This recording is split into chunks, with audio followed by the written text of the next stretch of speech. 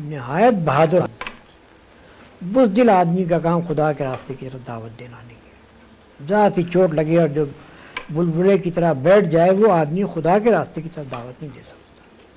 خدا کے راستے کی طرف دعوت جو شخص دے سکتا ہے وہ ہے جو سخت سے سخت دشمنی کے ماحول میں، مخالفت کے ماحول میں، خطرات کے ماحول میں اسلام کا علم لے کر اٹھ جائے اور کوئی پرواہ نہ کرے کہ نتائج کیا ہو. رسول اللہ صلی اللہ علیہ وسلم کی اپنی ذات اس شجاعت کا مکمل نمونہ ہے. مکہ معظمہ میں کھلا آپ نے دعوت اسلام پیش کی، ان لوگوں کے درمیان پیش کی جو آپ کے خون کے پیاسے ہو گئے، جنہوں نے کوئی کسر اٹھا رکھی آپ کو ظلم کا نشانہ بنانے میں اور آپ کے ساتھیوں کو ظلم کا نشانہ بنانے میں.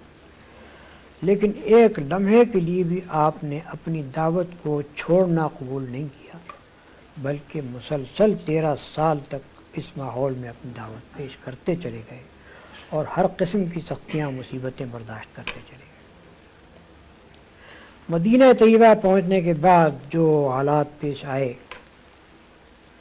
بڑی خطرناک لڑائیوں میں جہاں کہ بعض اوقات صرف تنہا آپ رہ گئے تھے یا 2-3 آدمی آپ کے ساتھ تھے، اس حالت میں بھی رسول اللہ صلی اللہ علیہ وسلم کا قدم کبھی پیچھے نہیں ہٹا، بلکہ غزوہ حنین کے موقع پر جبکہ مسلمانوں کو تقریباً شکست ہو گئی تھی اور لوگ بھاگے چلے جا رہے تھے، اس وقت یہی نہیں کہ رسول اللہ صلی اللہ علیہ وسلم اپنے مقام پر رہے، نہیں بلکہ برابر آگے بڑھتے چلے دشمنوں کی طرف، اور اس بات کو چھپایا بھی نہیں کہ میں کون ہوں.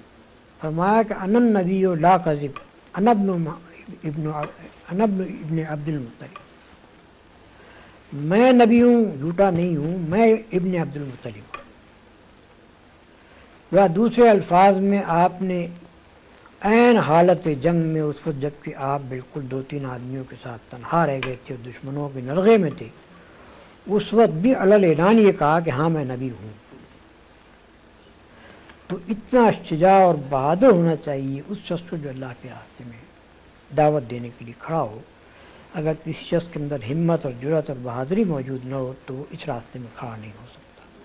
کھڑا ہوگا بھی تو اپنی بزدلی کی وجہ سے الٹا اس مشن کو نقصان پہنچا دے. بس یہ چند مختصر باتیں تھیں جو میں نے آپ کے سامنے بیان کی ہیں.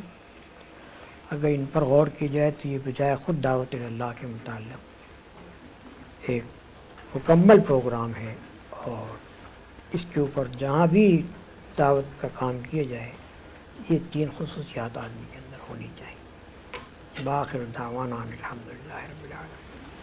ہم آپ کا بھی انتہا شکریہ ادا کرتے ہیں کہ آپ نے طبیعت کی ناسازگی کے باوجود ہمیں چند لمحات عنایت